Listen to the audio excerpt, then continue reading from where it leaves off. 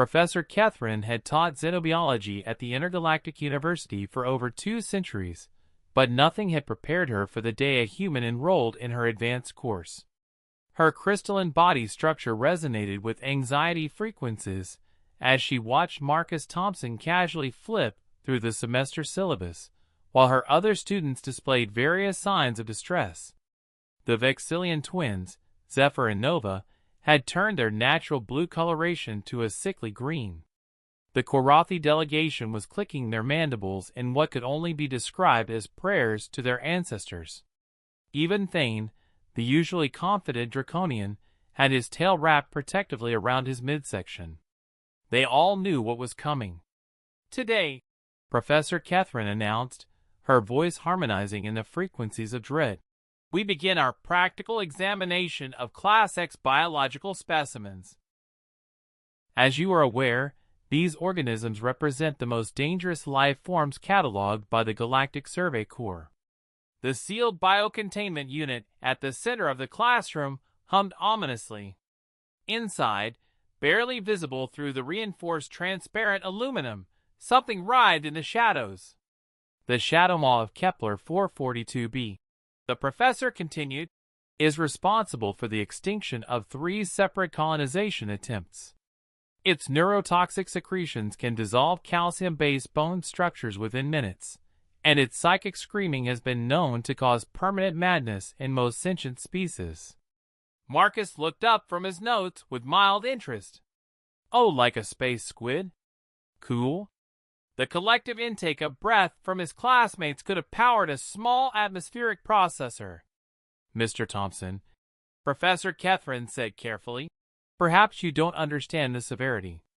"I got it, Professor," Marcus said, standing up and stretching. "Dangerous alien thing. Handle with care. Don't die. Standard Tuesday, really." Zephyr's translator unit struggled to process the Vexillian equivalent of a terrified whimper. "Standard Tuesday?" The biocontainment unit began its opening sequence, layers of energy shields and physical barriers retracting one by one. The classroom's emergency systems activated automatically, bathing everything in red warning lights, while a voice announced in 17 languages that lethal biological containment had been breached. The Shadow Maw unfurled itself like a nightmare-given form, 12 feet of writhing tentacles covered in barbed hooks, a mouth that seemed to contain more teeth than physically possible, and eyes that glowed with malevolent intelligence. Its psychic scream hit the assembled students like a sledgehammer made of pure terror. The Korathi delegation immediately fainted.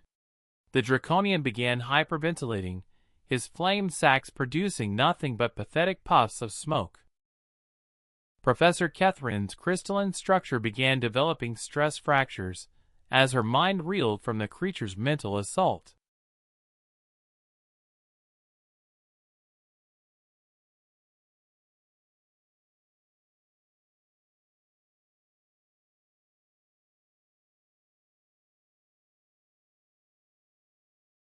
Marcus walked over to the creature, hands in his pockets, completely unaffected by the psychic screaming that was reducing trained xenobiologists to gibbering wrecks.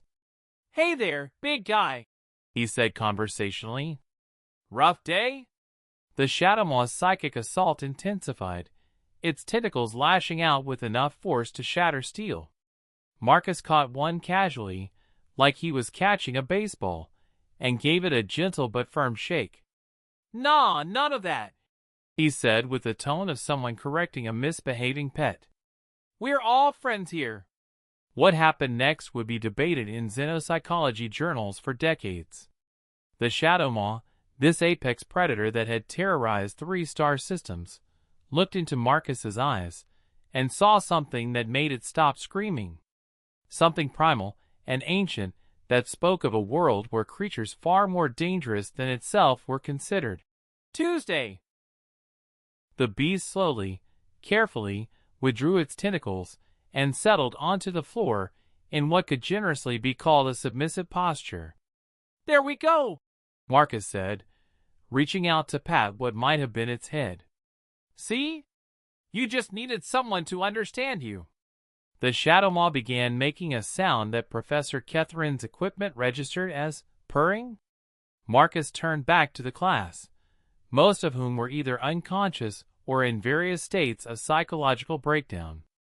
So what exactly did you want us to do with it? Take notes on behavior patterns? Collect tissue samples? I mean, I could probably get it to roll over if you want to check its underside. Professor Catherine stared at the human, who was now casually scratching behind what she assumed were the creature's auditory organs, while the most dangerous predator in known space made happy chittering sounds. Class dismissed, she whispered, then louder. Class dismissed. Everyone to psychological counseling. Immediately. As her students fled in terror, Marcus continued his impromptu bonding session with the Shadow Maw, completely oblivious to the fact that he had just redefined the university's understanding of what constituted dangerous. You know what, buddy? He said to the creature. I think you and I are going